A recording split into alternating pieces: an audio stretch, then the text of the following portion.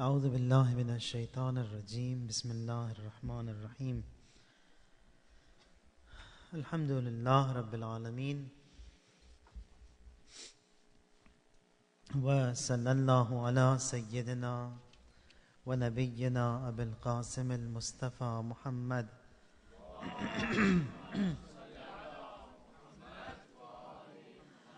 وعلى أهل بيته الأطيبين الأنجبين بهم نتولى ومن أعدائهم نتبرأ إلى الله اللهم كن لوليك الحجة ابن الحسن صلواتك عليه وعلى آبائه في هذه الساعة وفي كل ساعة وليا وحافظا وقائدا وناصرا ودليلا وعينا حتى تسكنه أرضك طوعا وتمتعه فيها طويلا.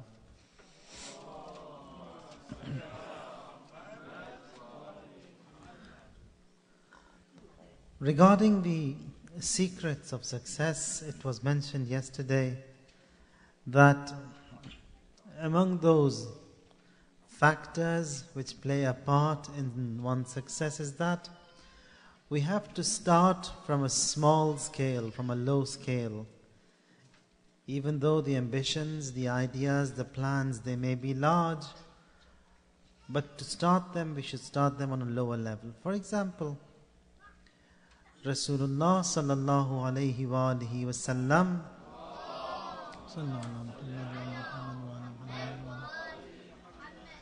has a plan for the entire humanity. Now today the adherents of Islam are more than 1 billion Muslims. It took about 23 years for the Quran to be revealed, and in the initial stages when Rasulullah starts his mission, he says that the only thing which we will be applying, it's say Shahadatain, that's it. Say La ilaha illallah Muhammadun Rasulullah, and that's it. For a duration of time, nothing else. And as the ahkam were being revealed, slowly people were being educated, people were being taught. And it took such a long time. And today you see that after 1400 years, we find that the plan of Rasulullah, which started on a lower scale, a very low scale, it has flourished the entire globe. Now the same teaching is to someone, for example, who embraces and becomes a Muslim. From the first day, we don't ask him to do all those things that we are doing. He says Shahadatain, that is sufficient.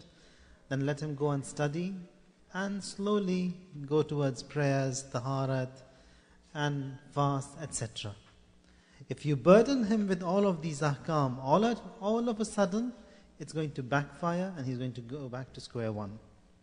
So that again, among the means of success is that we have to be slow and start on a lower scale. The other factor which plays an important part in this success is that we don't listen to anyone and everyone. At the same time, there has to be this mashwarat, this consultation. We have to consult others. That is, refrain from uncalculated success, that what is not related to our field, we must not enter. Also try not to copy others. Not everyone is alike. Allah Jalla wa Ala, He hasn't made two persons alike in this entire creation. So maybe there is a talent in me, it might not be in the other person. There might be something special in him, it might not be present in me.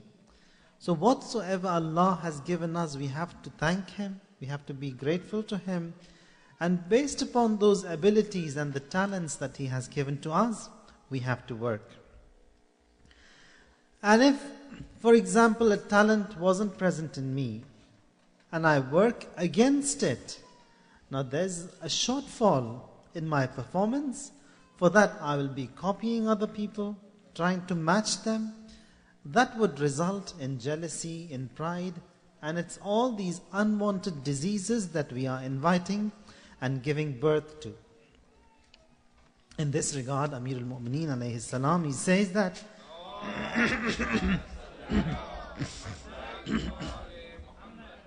says that people, they are of three kinds. Either a person is a scholar, or he is a student, or says that sometimes it's people who go after every unknown issue, like mosquitoes, who are flown away, driven away from one side to the other, without any goal, without any aim. They are just wandering around, one direction to the other. So they, instead of blossoming their talents, they kill their talents, and they are always in search of support of others to rest, and they become dependent on others. And that too, it's not acceptable.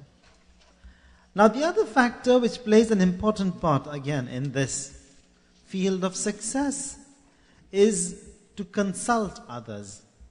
Quran also emphasizes on this, says that وَشَاوِرْهُمْ فِي الْأَمْرِ, that is, instructions are given to Rasulullah by Allah that you consult them. Or when it comes to mu'mineen, consult them. You have to consult each other.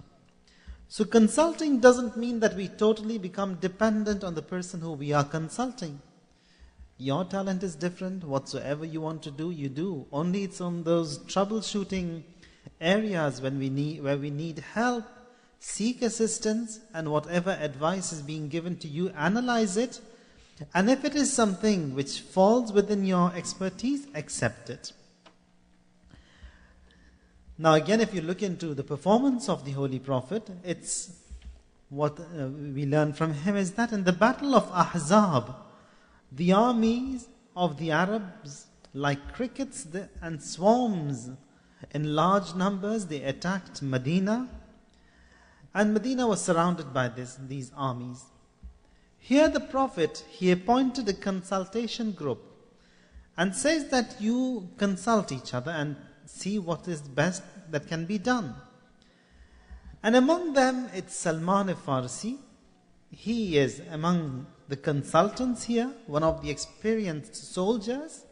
He comes up with an idea and says that in many of these spots around Medina, we should make some trenches, and there should be a guard, a group of soldiers guarding these trenches. And whenever we find that the enemy is heading towards Medina, you attack, and that way you will be able to hold back Medina and protect it. Now this idea was accepted, was liked by all of the other consultants in that committee. Rasulullah too accepted it, liked it, and they applied it. It took 25 days for them to build these trenches. And after it was built, 30 days, the enemies, they couldn't enter Medina. And after giving some soldiers of there who were killed, they also had to go away from Medina. So that again was a result of this consultation which took place by Rasulullah. Or for example, in the other wars, the same thing can be seen in the battle of Uhud, in the battle of Badr, with a few soldiers and the enemy on the other side fully equipped, endangering Islam. The Prophet says loud, what is your opinion to the soldiers there? Shall we fight Quraysh or shall we not? There, Miqdad, he stood. He says that, Ya Rasulullah, our hearts are with you. We are not like the people of Bani Israel who said to Prophet Musa, Musa, you and your God go and fight, and we are sitting over here. Here Miqdad says, Ya Rasulullah, we say that you and your God go and fight, we are with you. So Miqdad's opinion was that. And immediately Sa'd Mu'az, he also stands up, says that, pointing at the Red Sea, says that, Ya Rasulullah, if you head towards the Red Sea, we are behind you, we are following you. And upon that, when Rasulullah sees that the soldiers are with him, and the entire army has strengthened with these views and opinions, and by this consultation, he also commands to advance, and they win. So consultation also is among those key factors which plays an important part in this success. It was mentioned that if a person in this field of success, if he has a talent and he doesn't use that talent, depends on other people, he will fall into jealousy. He's lacking a lot, and to top it up, he needs support. He cannot get the right support. His ability is not going to be right. Performance is going to be bad. As a result of that, he will fall into jealousy. Jealousy, again, it's inviting or giving birth to something, a disease, which is one of those dangerous diseases that a person can possess. Quran says that فَاتَّقُوا اللَّهَ وَلَا يَحْسُدَنَّ بَعْضُكُمْ بَعْضًا, that you have to be God-wary, fear God, observe taqwa, and you must not be jealous of each other. So jealousy is a disease. If there is this jealousy in us, we have to put it aside. We have to work on it. During the time of Prophet Isa was with his companions, and he was walking. All of a sudden, he comes near a sea, says Bismillah, and starts walking on the sea, on the water. One of his companions who was with him, immediately behind him, he also said Bismillah, and he found himself walking on that water. So they walked quite a distance, and all of a sudden this companion, he says that, what difference is there between me and Isa? He said Bismillah, he walked on that water, he is walking there, and I said the same, and I am walking. The moment he had this idea, that is that jealousy, that what is the difference? We are the same. Why do we say that he's better than us? He is the Prophet. He starts drowning. Prophet Isa turns back and says that, what happened? Why did you drown? He says, this is what had happened. That is because of that intention of mine, that jealousy of mine which made me drown. So, Quran says that, now the reason why he was drowned was because of the wrath, the ghazab of Allah, and that ghazab and that wrath of Allah hit that companion because of that jealousy. So, Quran says that, فَاتَّقُوا اللَّهَ, that you have to be God-wary, وَلَا يَحْسُدَنَّ بَعْضُكُمْ بَعْضًا, and you should not be jealous of each other. Now, if you look into the roots of this jealousy, it's wishing that a blessing that Allah has given to an individual, as it was mentioned, that talents are different, abilities are different, performance of mu'mineen, of human beings, it's different. So we can't expect everyone to do the same thing. If that was the case, then it's going to be like these Coca-Cola cans that come out of a factory, everything alike, everyone alike. And that is not going to be possible. So, if these blessings are given to this individual by the grace and mercy of Allah Tabaraka wa Ta'ala, and I wish that blessing which is given to that individual be seized away from him and be given to me. That is jealousy. That is haram. We are not permitted to be jealous of each other. But sometimes I wish and desire that blessing which is with that individual, if it was given to us as well, we would have also been good people. Or for example, if there is a spiritual quality in an individual, we desire that God, that also be given to us. Not that seized away from him, given to me. No, he has it, me too, I also have it. That is okay, that is good. That is known as ghibta. Ghibta, it's allowed. Hasad means seized away from him, given to me. He doesn't possess, I possess. And again, if you look into all these stories that take place in the communities, or stories that took place, the most painful of them, if you analyze them, there is this hasad, this jealousy which is hidden in it. Hasud is someone who is jealous. Mahsud is this person who we envy. Who we envy is mahsud, and the person who is jealous himself is hasud. Hasood's life, it's full of pain. He can never be happy because of that disease which he possesses. And he is always in flares. He burns in this jealousy, in this hatred. And God's mercy is eternal and unlimited on His created. But Hasood is constantly in azab, in chastisement. Although Allah's favors are there. But this Hasood, because he is wanting things that are with others, be seized away from them, be given to him. As a result of that, he is always in pain, always hurt. He can never be happy. Now, by this jealousy, this hasad which this individual has to that other person, it is not as such that he is harming that other person. He is harming himself. And also in addition to that, riwayat, ma'sumin, they say that by this hasad which this person has to that mahsood, all the good which he has done, it automatically transfers to that mahsood. All the evil of that mahsood is transferred to the hasid, to this person who is jealous. So again, that is another loss which he is sustaining, all because of that jealousy, that hasad. In Quran again, says, قُلْ أَعُوذُ بِرَبِّ الْفَلَقِ, and until the end of that, the last ayah says, وَمِنْ شَرِّ حَاسِدٍ إِذَا حَسَدٍ. That is from the evil of that jealous when he starts jealousy. That is when he is in jealousy. And again, if you, in one of these riwayat, in this tafsir of the same surah of this ayah, our sixth Imam Sadiq alayhi salatu wassalam,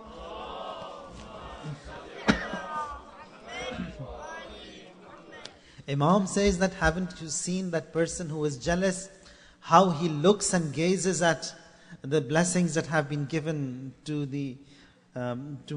man by Allah? It is as if he wants to seize them away with his sights. That is jealous. So Quran says that we have to keep away from this jealousy, because Allah, it is Him who by His grace gave all these blessings and graces to that individual. Imam says, Afatuddin al-Hasad. That is, by this jealousy, if a person is a mu'min, he may lose his iman because of this jealousy, if he doesn't correct himself. Now, the Prophet, he says that every blessing has enemies. And he was asked, who are they? He replied, those who envy others for the favors bestowed on them by Allah, they are the enemies of these blessings. Or elsewhere in a Hadithul Qudsi, the Almighty says that hasid, that is, that jealous, is the enemy of my favors, is displeased by my destiny, which is my distribution to my creation. So, hasad, it's that disease which we have to put aside. If God forbid, if it exists in us. Or elsewhere, our sixth Imam, he says that usulul kufr thalatha. Says that kufr, it has usul, it has fundamentals. What are they? Says hirs, greed, and istikbar, that is this oppression or pride, arrogance, wal hasad, jealousy. So usulul kufr thalatha, hirs, istikbar and hasad, that greed, arrogance and hasad, which is jealousy. So the other thing is that someone who is hasood, it was mentioned, he doesn't benefit anything at all. Al-hasood la yasud. Aqallun nas lidzatan al-hasood. Hasood, this person who is jealous, he never benefits, he never enjoys anything because of that jealousy. Now, based upon the riwayat that we have, there is a checklist to see if these criteria of hasad are existing in us. I'll just quickly list them.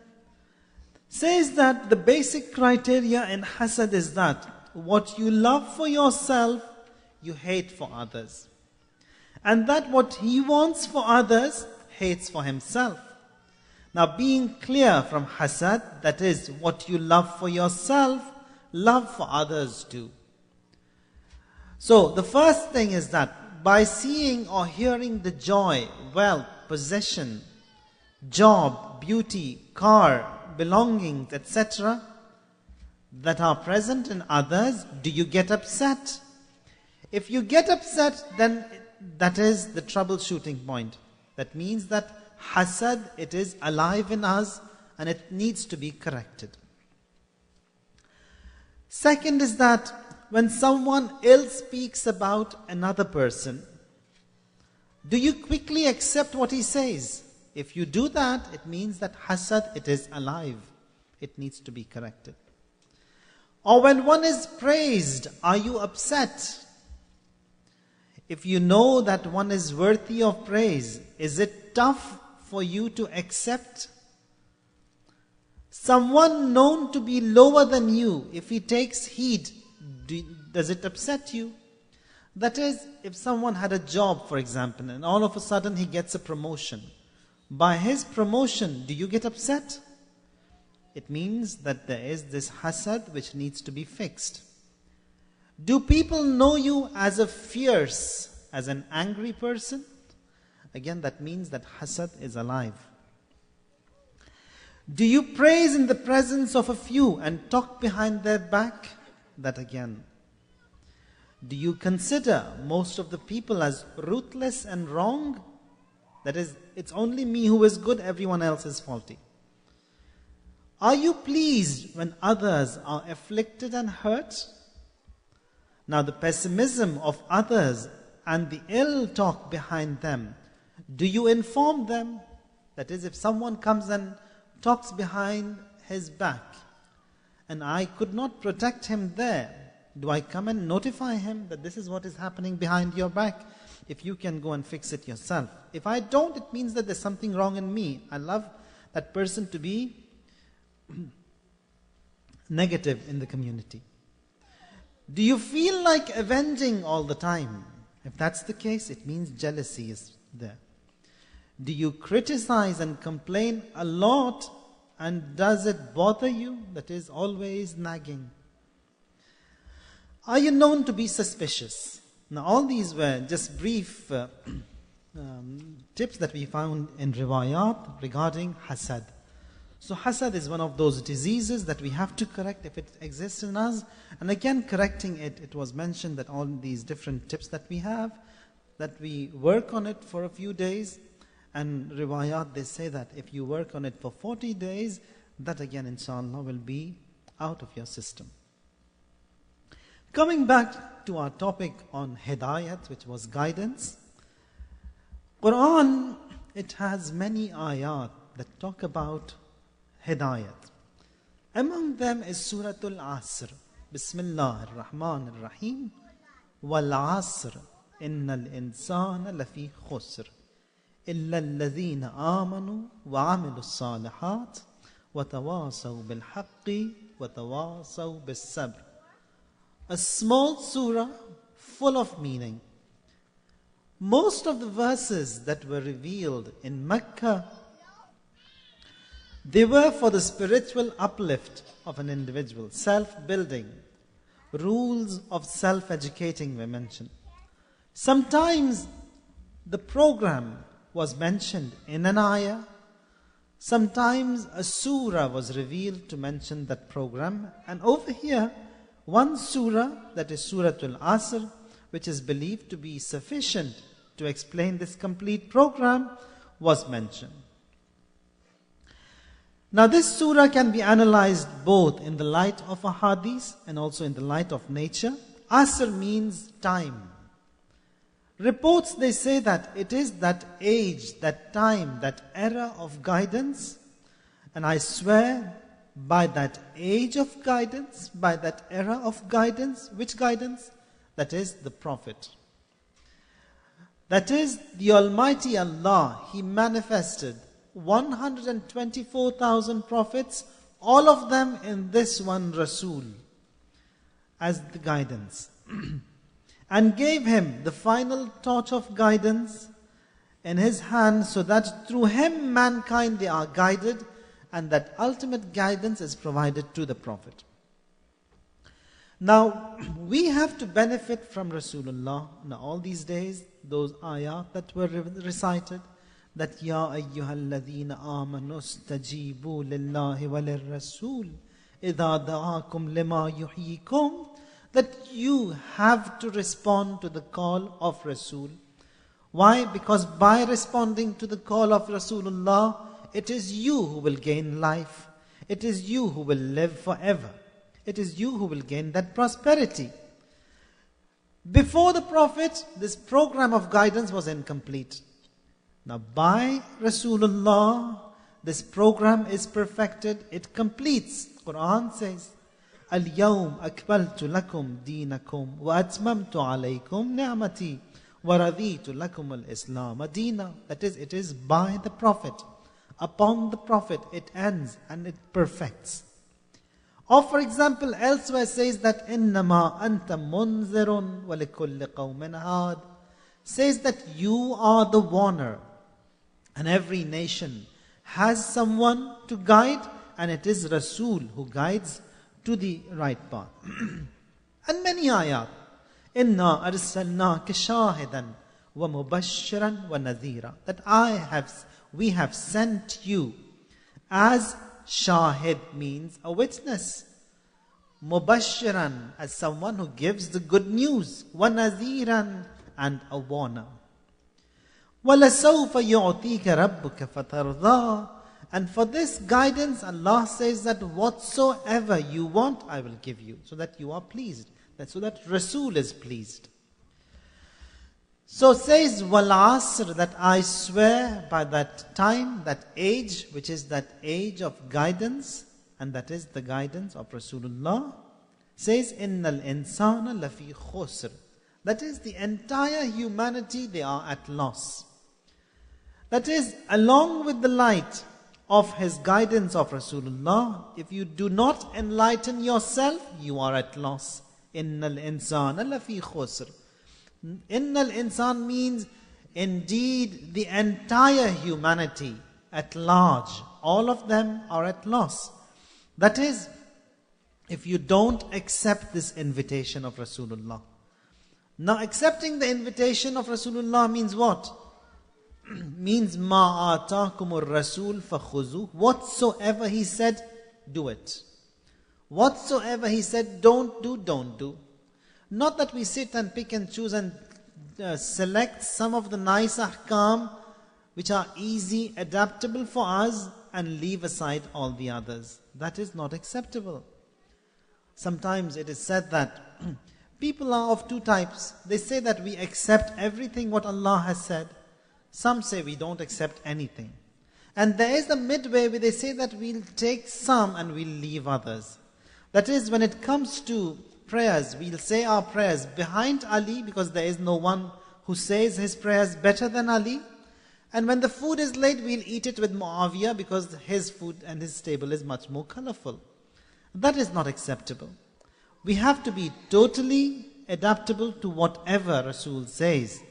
Not that pick and choose. That pick and choose is a danger zone. Whosoever steps into that danger zone, it is not guaranteed that he will be successful, especially at the time of death.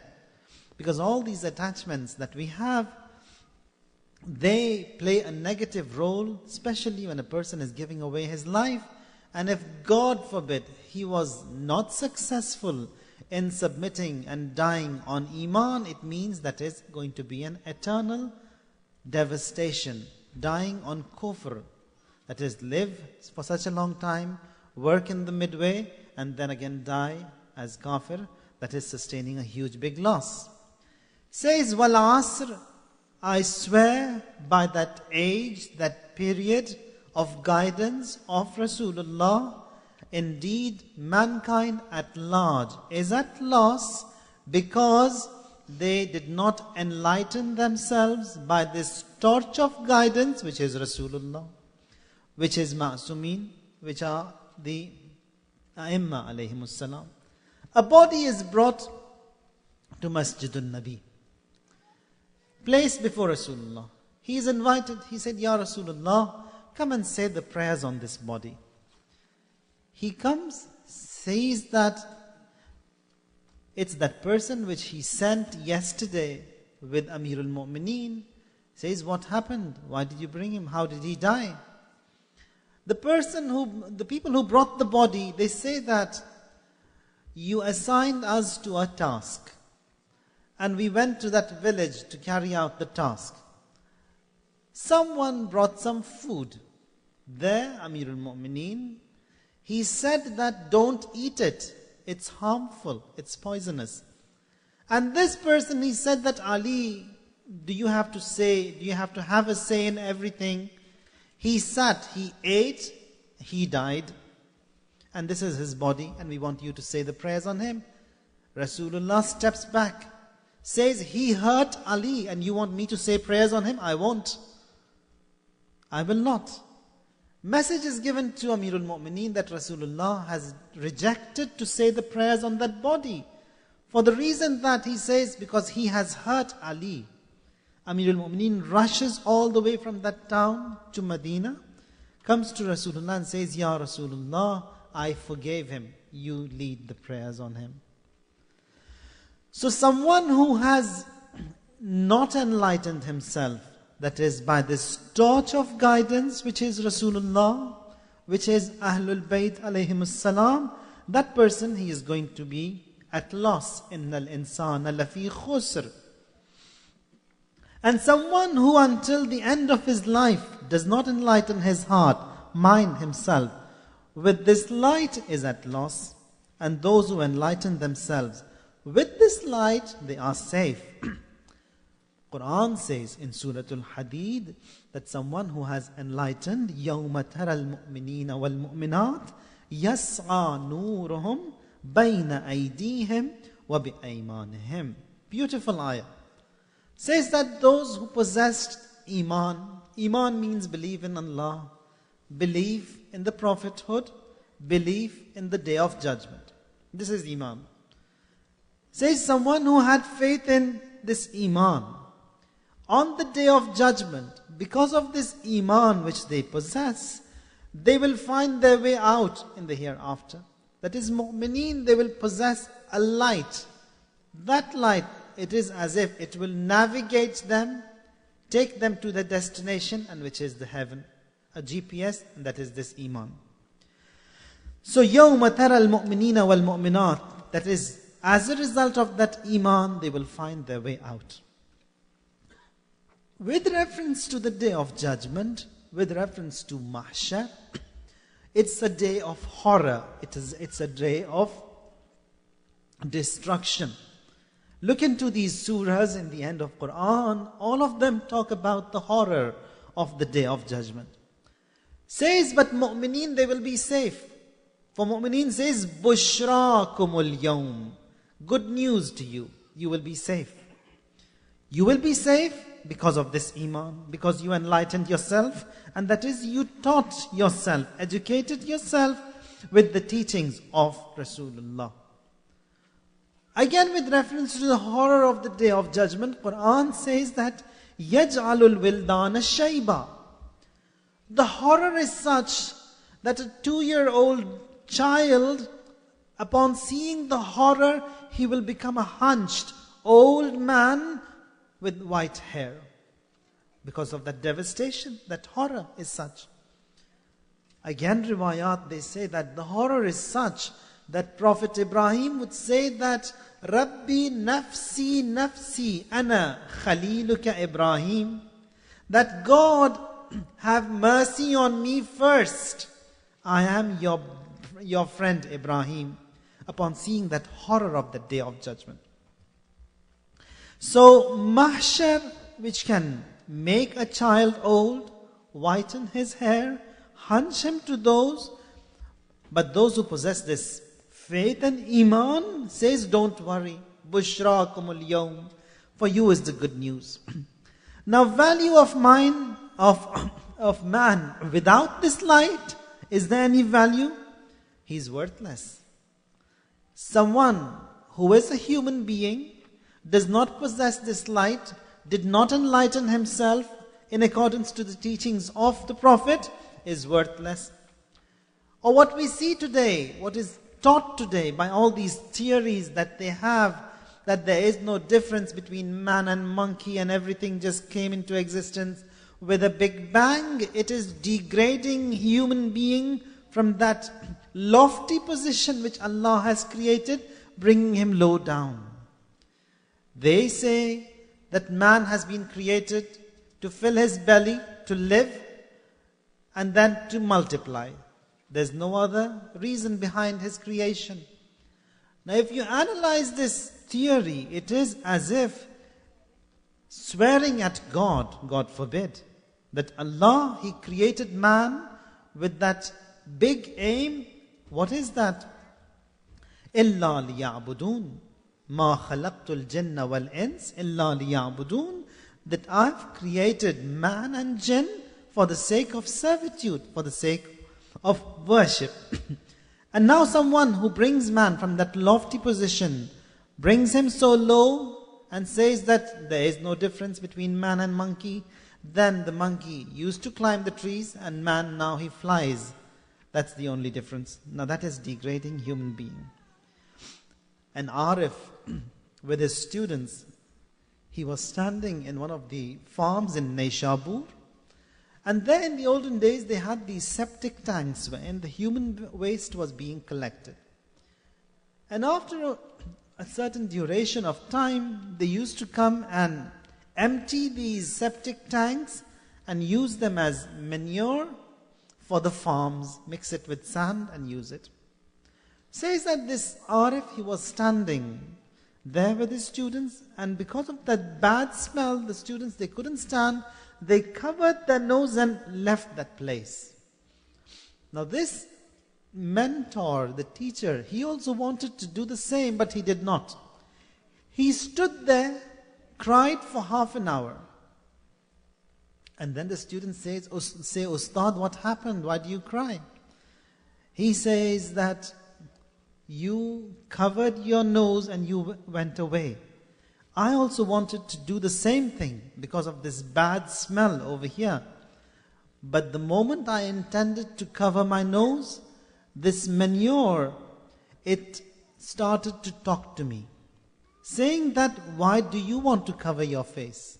Why do you want to cover your nose?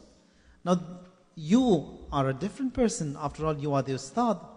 And they communicate to this mentor, saying that we were not at fault. We just associated with this human being for a few hours, and this is our result, this is the end, that we become feces.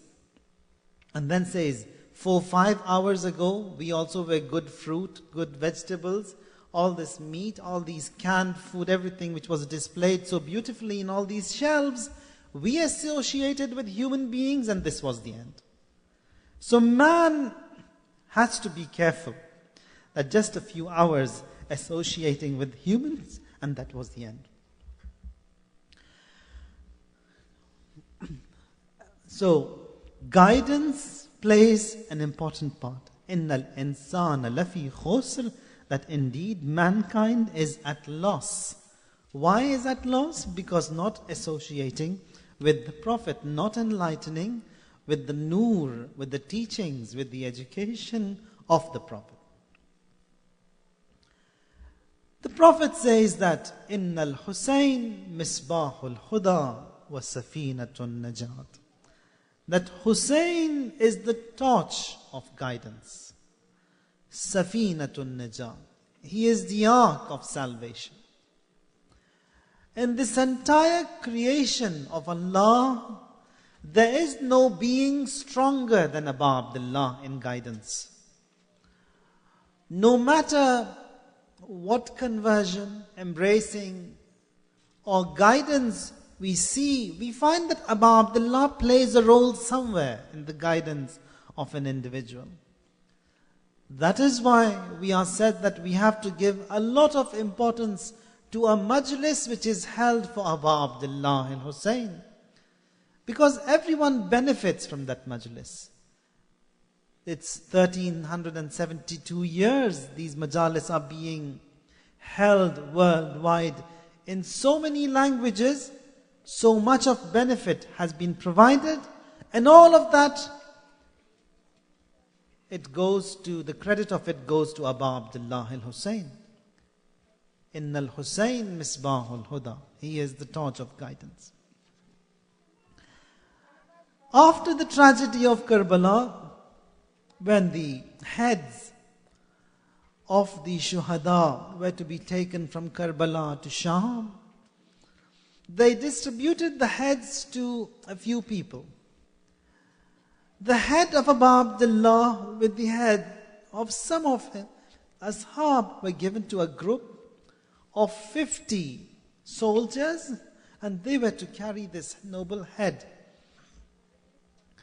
They say that it was our routine in those days when this assignment was given to us, that at the time of sunset, we placed that trunk wherein the head of Abu Abdullah was placed, and we sat around it, all 50 men. We got drunk. We intoxicated until the morning, and in the morning again we continued with this journey. Now one of those soldiers, he says that one night I did not get drunk. 49 soldiers, they were drunk. And all of a sudden I see that from the skies a door opens. One after the other, all the prophets, they come down and they congregate around this trunk wherein the head of Abu Abdullah is kept. Quoting from Luhuf, Fi Qatl al-Tufuf, written by Marhum Tusi, Sayyid ibn Taus.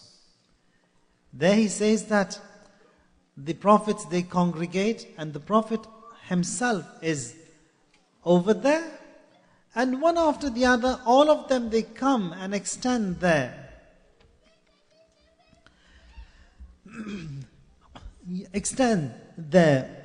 condolence to Rasulullah on the martyrdom of Abu Abdullah. That was what this person, he sees for himself. All the way through, from Karbala to Sham, this guidance continued. Abu Abdullah al-Hussein, when he is born, the baby is given to the Prophet. And Rasulullah, he cries a lot. The mother, she gets upset that, is there anything wrong with the baby that makes you cry? And there he says that Jibreel just revealed to me the afflictions, the tragedies that will unfold on this baby, which is Hussein. And they all cry. The first person to mourn for Abu Abdullah is Jibreel. The first reciter of Masa'ib for Abu Abdullah is Jibreel. And there he brings some sand, earth of Karbala, gives it to the Prophet. And in one of the meetings, Prophet, he speaks to Salama and gives the sand to her and says that the day you find that the sand turns into blood, that is the day when my son Hussein has been martyred. Abu Abdullah, he sets off from Medina to Mecca, from Mecca to Karbala, and it took many, many months for him to come and land at Karbala. And the day when they come and reach Karbala, Imam was passing by the land and asks the people over there, what is the name of this place? They say Shattul Farat. Imam says, is there any other name? They say Karbala. Then Imam says, this is our destination. We have to set down. Kulsum, she cries, she says that I don't feel relaxed over here. It's not safe, I think. And then again, when we normally get to our destinations, we are happy, we are relaxed. They've come to their destination, but it's a start of distress. It's a start of masa'ib there. In another report, a person, he says that we've come to this land which is known as Karbun wa Bala. Karb means afflictions. Bala means tests. A land which is full of tests. A land which is full of pain. They land in Karbala. Imam, he buys a piece of land in that place, gives 60,000 dirhams to the people over there, and says that this is where we will be buried. And I want you to host everyone who comes to this land for 3 days. So that arrangement also was made by Imam. If you look back into the history of the time of Prophet Ibrahim, he is instructed to go and kill his son Ismail, for whom he longed. And after a long time, he was blessed with the son. When Prophet Ibrahim carries out the instructions, a beautiful son, he says, Father, whatsoever you are instructed, do it. Brings his son to that place to be slaughtered. The knife, it wouldn't work, it wouldn't cut. He tries all his best, it doesn't cut. Prophet Ibrahim, he hits the knife onto a rock, and there the knife starts to speak. Says, Al-Khalil ya'murni wal-Jalil yanhani. Says Khalil, which is Prophet Ibrahim, instructs me to cut, but Jalil, which is the existence of Allah, yanhani, does not allow me to cut. Why is that? Because Ismail has to remain, so that Hussein is born from the progeny of Ismail, and this sacrifice to the maximum and the best of sacrifices has to be given only by Hussein. With reference to the land of Karbala, we find that this place where Abu Abdullah is buried, for it to be availed, for him to be buried over there, 200 prophets were killed. 200 of their children were killed over there, and that land was irrigated with the blood of all these noble prophets, so that it is prepared to accept the sacrifice of Abu Abdullah al-Hussein. On the day of Ashura, when Abu Abdullah fell to the ground, his body is soaked in his blood. Zuljanah, this loyal horse of Abu Abdullah, comes and dips his forehead in the blood of his master, that is the Imam.